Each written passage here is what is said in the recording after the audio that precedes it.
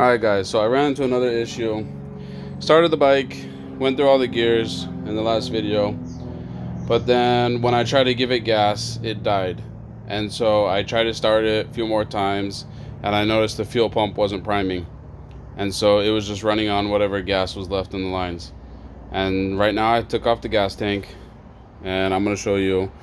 So I've got the negative connected to the battery. It's reading 0 volts. These are the two connectors for the fuel pump. This brown one is the one that gives it power. Show you there's nothing. I'm gonna go ahead and turn the key. Now I have voltage. Alright, and then turn the key off. I'll go to the brown one. The brown one, this wire connect on this side. Go ahead and turn it on. Nothing. But when I hit the kill switch, now I get voltage for a couple seconds. That's when the fuel pump starts to prime.